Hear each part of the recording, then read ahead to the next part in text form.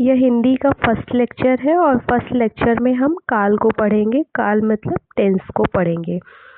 देखेंगे कि काल क्या होता है। क्रिया के जिस रूप से किसी कार्य के किए जाने या होने के समय का ज्ञान हो उसे काल कहते हैं।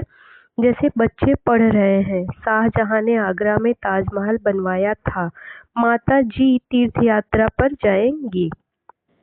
काल के तीन भेद हैं, वर्तमान काल, भूतकाल और भविष्य काल, प्रेजेंट टेंस, पास्ट टेंस और फ्यूचर टेंस। अब सबसे पहले हम वर्तमान काल को डिटेल में पढ़ेंगे, फिर उसके बाद भूतकाल को, उसके बाद जो है भविष्य काल को डिटेल में देखेंगे।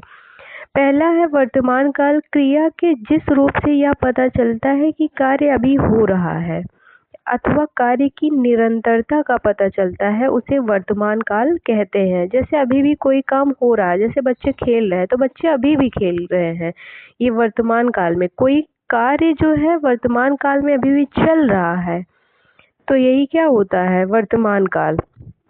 अध्यापक बच्चों को पढ़ा रहा है, अभी भी वो काम हो रहा है, तो इसीलिए ये क्या है, वर्तमान काल है। अब वर्तमान काल को देखेंगे कि इसको 5 भेद होते हैं। वर्तमान काल के 5 भेद है। पहला है सामान्य वर्तमान काल, जहाँ क्रिया के रूप से कार्य के वर्तमान समय में सामान्य रूप से होने का बोध हो उसे सामान्य वर्तमान काल कहते हैं। आसान भाषा में अगर इसे समझे तो यहाँ पर यह होगा कि जब कोई कार्य वर्तमान समय में सामान्य रूप से हो रहा होता है तो उसे सामान्य वर्तमान काल कहते हैं। जैसे कुत्ता भौंकता है, माँ खाना बनाती है, दादाजी कहानी सुनाते हैं। ये जो कार्य है ये वर्तमान समय में सामान्य रूप से हो रहा है, इसी वजह से इसे सामान्य वर्तमान काल कहते हैं।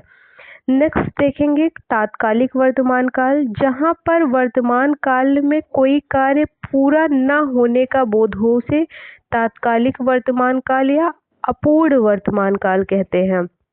जैसे कोई कार्य अभी चल रहा है, अभी वो समाप्त नहीं हुआ है। जैसे कुत्ता भौंक रहा है, कुत्ता भौंक रहा मीन्स अभी भी भौंक रहा है, अभी वो भौंकना बंद नहीं किया है, अभी भी कोई कार्य पूरा नहीं हुआ है, तो उसे कहते हैं तात्कालिक या अपूर्ण वर्तमान काल। माँ खाना बना रही है, माँ का खाना बनाना अभी पूर्ण नहीं हुआ है, तो इसे ही क्या बोलेंगे, तात्कालिक या अपूर्ण वर्तमान काल। माली घास काट रहा है। नेक्स्ट देखेंगे पूर्ण वर्तमान काल, जहाँ पर वर्तमान काल में कोई कार्य पूरा होने का बोध हो उसे पूर्ण वर्तमान काल कहते हैं। जब कोई कार्य वर्तमान काल में पूरा होने का बोध दिखाता है या पूरा होने का बोध उसमें होता है तो उसे वर्तमान काल, पूर्ण वर्तमान काल कहते हैं।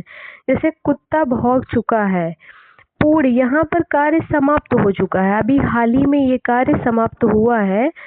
माँ खाना बना चुकी है, अभी हाल ही में क्या हुआ है, कुछ जस्ट पहले ही माँ खाना बना चुकी है।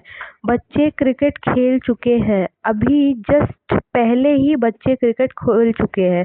तो कोई कार्य वर्तमान समय में पूर्ण हो चुका है तो उसे कहते हैं पूर्ण वर्तमान काल। संदिग्ध वर्तमान काल क्या होते हैं, इसी को संशय वर्तमान काल भी कहा जाता है।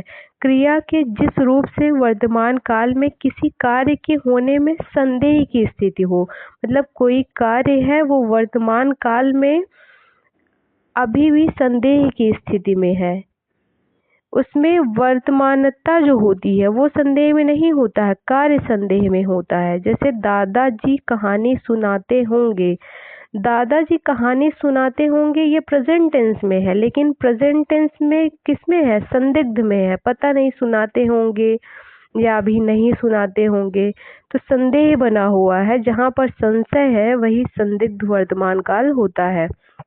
माँ खाना बनाती होगी, अध्यापक पढ़ाते होंगे, बच्चे खेलते होंगे। जब वर्तमान काल में किसी कार्य के होने में संदेह की स्थिति है तो उसे ही संदिग्ध वर्तमान काल कहा जाता है। नेक्स्ट है संभाव्य वर्तमान काल, जहाँ पर वर्तमान काल में किसी कार्य के अभी होने की संभावना हो वहाँ पर संभाव्य वर्तमान काल होता है।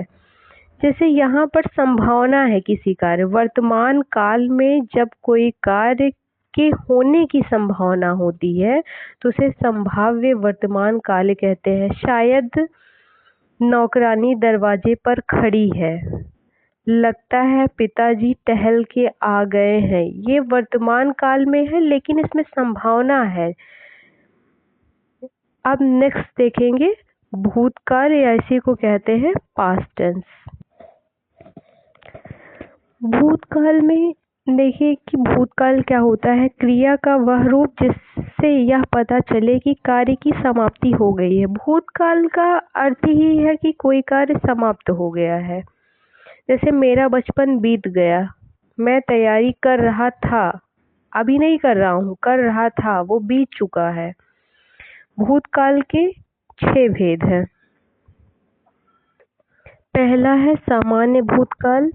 देखेंगे कि सामान्य भूतकाल क्या होता है, क्रिया के जिस रूप से यह पता चले कि कोई कार्य बीते हुए समय में सामान्य रूप से पूरा हो गया है। इसका अर्थ है कि जब कोई कार्य भूतकाल में सामान्य रूप से पूरा हो गया है तो उसे सामान्य भूतकाल कहते हैं।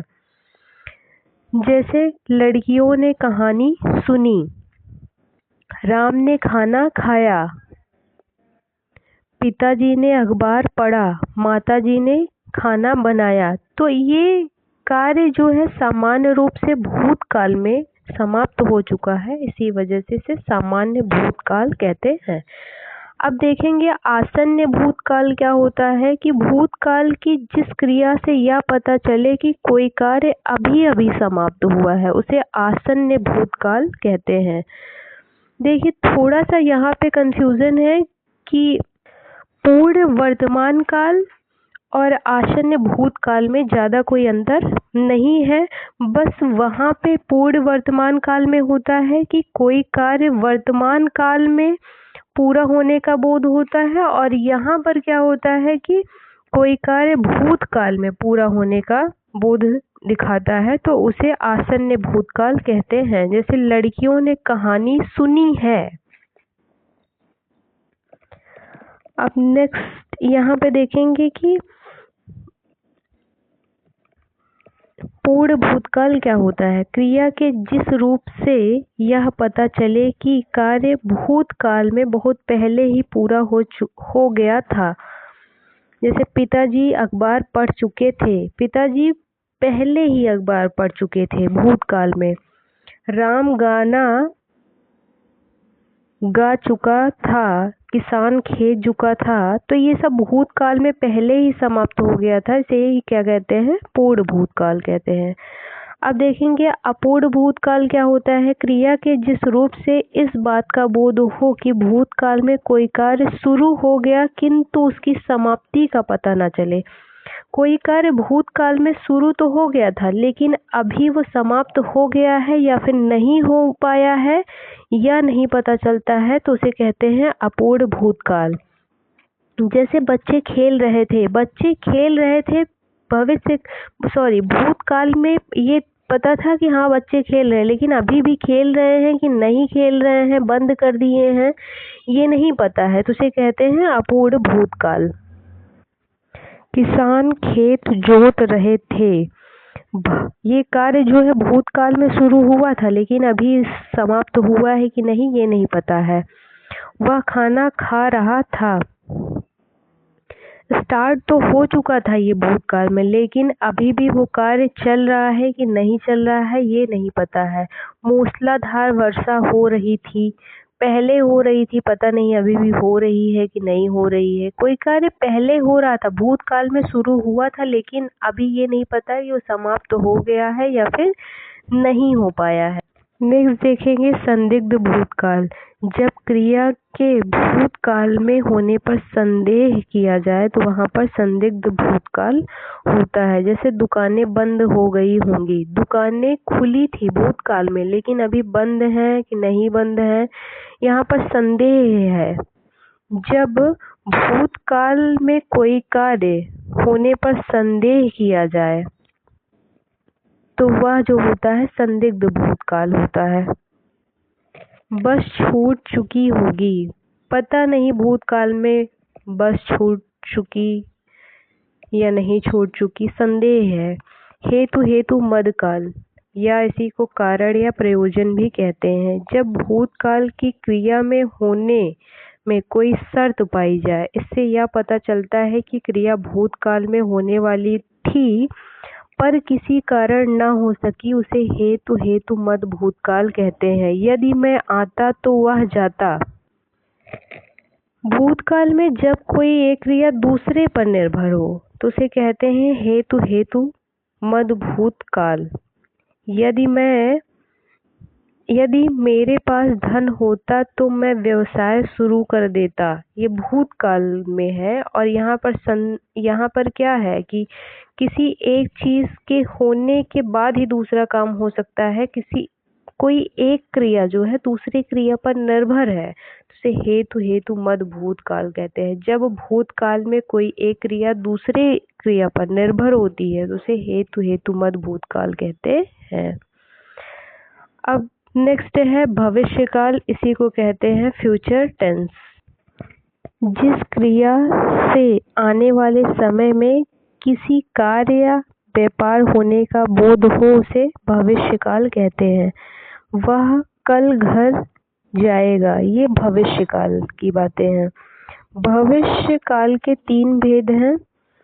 पहला है सामान्य भविष्यकाल, जब कोई कार्य भविष्यकाल में सामान्य रूप से होता होगा तो उसे सामान्य भविष्यकाल कहते हैं। जैसे सुरेश गाना गाएगा, सुरेश यहाँ पे कोई कार्य गाना गाएगा, कोई कार्य होगा भविष्यकाल में सामान्य रूप से तो उसे सामान्य भविष्यकाल कहेंगे।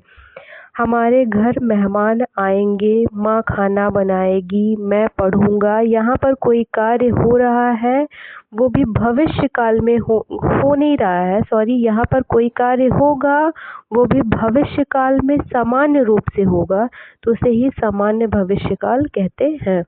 संभाव्य भविष्यकाल दूसरा है इसका, क्रिया के जिस रूप से किसी कार्य के भविष्य में होने की संभावना हो उसे संभाव्य भविष्यकाल कहते हैं। शायद वह दिन आए, शायद मैं दिल्ली जाऊं, संभावना है, यहाँ पर भविष्य में किसी कार्य के होने की संभावना है उसे संभाव्य भविष्यकाल कहते हैं। नेक्स्ट है हेतु हेतु मद भविष्यकाल। इसमें भी भूतकाल की तरह किसी कार्य का भविष्य में होना या न होना किसी दूसरी क्रिया पर निर्भर करता है। तुम कुर्सी छोड़ो तो मैं बैठूं, मतलब कोई कुर्सी छोड़ेगा तब कोई दूसरा व्यक्ति उस पर बैठेगा, ये भविष्य की बातें हैं। एक क्रिया किसी दूसरी क्रिया पर निर्भर है तो उसे हेतु हेतु मद भविष्यकाल कहते हैं। अब नेक्स्ट वीडियो में कवर करेंगे नेक्स्ट टॉपिक को। Thank you.